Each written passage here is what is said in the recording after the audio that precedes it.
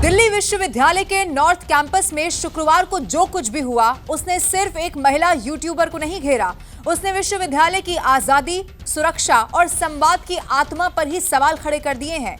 ये कहानी है उस भीड़ की जिसने यूजीसी कानून पर पूछे गए सवाल को व्यक्तिगत हमले में तब्दील कर दिया। नाम और जाति पूछी, धक्का मुक्की की और शब्दों के बजाय हाथों की भाषा यहां पर बोल दी गई। आप जरा सोचिए, एक युवा सोशल मीडिया इन्फ्लुएंसर जो सिर्फ कानून पर सवाल पूछने के लिए वहां आई थी, भीड़ के बीच घिर गई, उसकी पहचान पर ही सवाल उठाए गए और खुद को सुरक्षित महसूस करना वहां उसके लिए मुश्किल हो गया।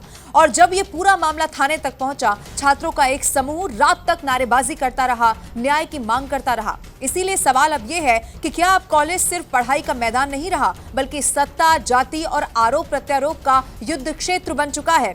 आप जानते हैं कि यूजीसी को लेकर प्रदर्शन पहले भी हो चुका है, लेकिन दिल्ली के सियासी और शैक्षणिक माहौल में शुक्रवार को उस वक्त ये पूरा तनाव ज्यादा बढ़ गया जब दिल्ली यूनिवर्सिटी के नॉर्थ कैंपस में चल रहा जो छात्र प्रदर्शन था वो अचानक से ही विवाद में तब्दील हो गया। ये पूरा मामला था यूनिवर्सिटी ग्रांट्स कमीशन यानी कि यूजीसी के नए नियमों का, और बहस उस वक्त टकराव में तब्दील हुई जब एक महिला यूट्यूबर, जैसा मैंने आपको बताया, प्रदर्शन स्थल पर सवाल पूछने के लिए चली गई। अब जो प्रत्यक्षदर्शी वहां पर मौजूद थे वो ये बताते हैं कि यूजीसी नियमों को लेकर दो अलग अलग विचारधाराओं के छात्र समूह सामने आ गए थे।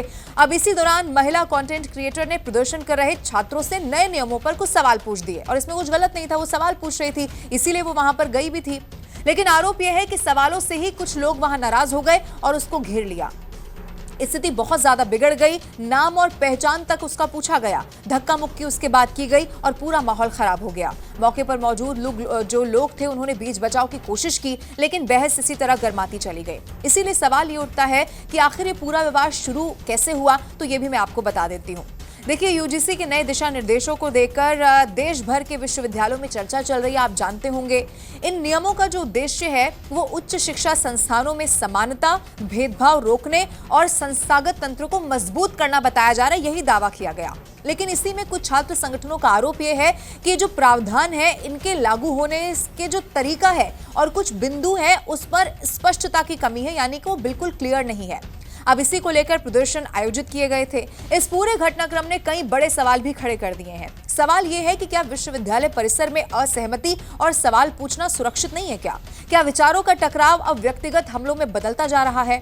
और क्या शिक्षा के केंद्र कहे जाने वाले कैंपस राजनीतिक ध्रुवीकरण के नए मैदान अब बनते जा रहे हैं क्या? वो भी ऐसी यूनिवर्सिटी, दिल्ली यूनिवर्सिटी। फिलहाल देखिए, मामला जांच के दायरे में है, लेकिन राजधानी दिल्ली के इस प्रतिष्ठित विश्वविद्यालय में जो घटना हुई है उसने एक बार फिर से बहस छेड़कर रख दी है कि लोकतांत्रिक संवाद की सीमाएं आखिर तय कौन करेगा और कैसे होगा। आपको ये भी मालूम होना चाहिए कि सुप्रीम कोर्ट, ये जो यूनिवर्सिटी ग्रांट्स कमीशन है यानी कि यूजीसी जिसे हम कहते हैं, उसके नए नियमों पर अगले आदेश तक रोक लगा चुका है। सीजेआई सूर्यकांत और जस्टिस जॉय माल्या की बेंच ने कहा है कि इसके प्रावधान स्पष्ट नहीं है और इनका गलत इस्तेमाल हो सकता है, और सुप्रीम कोर्ट ने ही केंद्र और यूजीसी को नोटिस जारी कर जवाब भी इस पर तलब कर लिया है।